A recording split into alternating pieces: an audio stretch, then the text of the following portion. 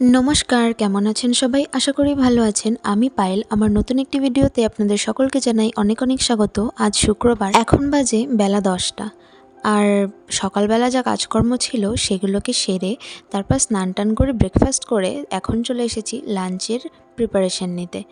আর দেখতেই পেলেন বাবা সকালে বাজার থেকে নিয়ে এসেছে এই দু রকমের মাছ আর এনেছে মাছের তেল। শ্বশুরমশাই বাজারে যাওয়ার আগে प्रत्येक दिनই আমাকে জিজ্ঞেস করে যে পায়েল কি খাবে, তো আমি সেই মতো যা বলি সেটাই নিয়ে আসে। কিন্তু গতকালকে আমার হাজব্যান্ড বলছিল কাতলা মাছ খাবে, কারণ ও শুধু মাছের মধ্যে এই কাতলা মাছটাই খায়।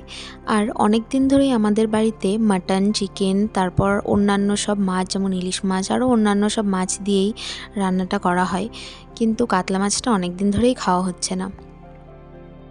তারপর আবার 2 সপ্তাহের মধ্যে 2 দিন 3 দিন নিরামিষই খাওয়া হলো। পুজো ছিল, তারপর শনিবার আর সোমবার নিরামিষ ছিল। তো সেই জন্য ভেবে রেখেছিলাম কালকেই যে বাবাকে আজকে বলবো যে কাতলা মাছ নিয়ে আসতে, আর সাথে যদি তেল পায় তাহলে মাছের তেল নিয়ে আসতে। তো সেই মতোই বাবাও সব গুছিয়ে নিয়ে চলে এসেছে। আর আমিও এখন সব কিছু সুন্দর করে রান্না করার জন্য তার প্রিপারেশন নিয়ে নিচ্ছি। তো প্রথমেই পেঁয়াজ কেটে নিচ্ছি। অনেক সময় আমি মাছের তেলটা আলু বেগুন দিয়েও রান্না করি, মানে ওই রান্নাটা কিন্তু আমি আমার শাশুড়ি মায়ের থেকেই শিখেছি। আমাদের বাড়িতে আগে আমরা পেঁয়াজ দিয়ে ভাজা করেই খেতাম, কিন্তু এই বাড়িতে এসে দেখতাম মা মাঝে মধ্যে ছোটো ছোটো করে আলু আর বেগুন কেটে এই তেলটা বেশ রান্না করতো, খেতে কিন্তু বেশ ভালো লাগতো। যাই হোক, আজকে যেহেতু বেগুন ছিল না তো ওইটা আর করবো না, আজকে একটু ভাজা ভাজাই করব। তো যাই হোক, এদিকে আমি প্রথমে একটু পেঁয়াজ কেটে নিয়েছি মাছের তেলটাকে ভাজার জন্য, আর তারপর আরেকটু পেঁয়াজ কেটে নিয়েছিলাম, পেঁয়াজ, টমেটো আর আদা কেটে নিয়েছিলাম মাছের ঝোলটা রান্না করব বলে। আর তারপর যে মাছের তেলটা ছিল সেটাকেও কিন্তু আমি একটু পিস পিস করে কেটে নিলাম। আর তারপর কাতলা মাছটা রান্না করার জন্য ব্লেন্ডারে দিয়ে দিলাম আদা, কাঁচা লঙ্কা, টমেটো আর একটুখানি পেঁয়াজ।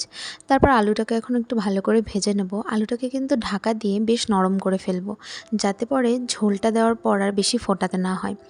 তো আলুটাকে ভেজে তুলে রাখলাম।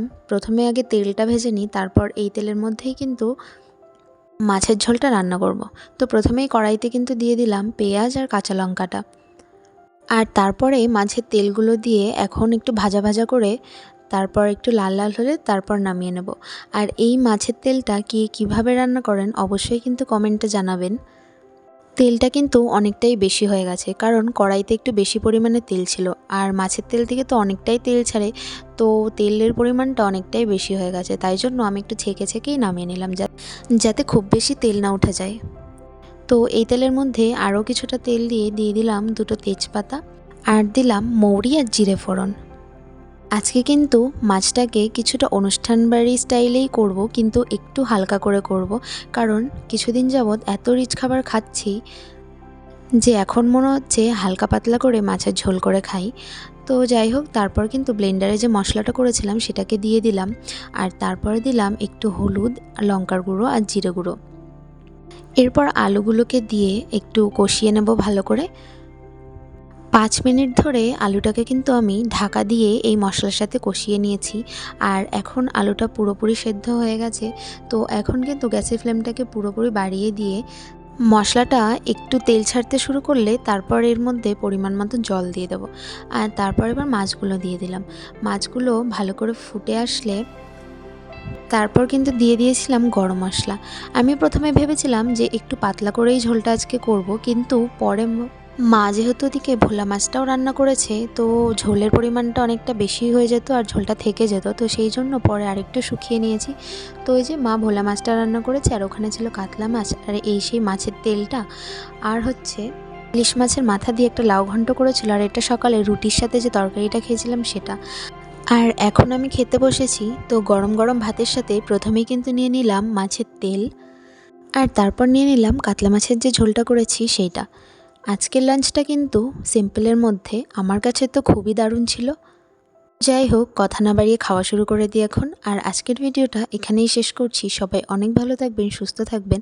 দেখা হচ্ছে নেক্সট ভিডিওতে।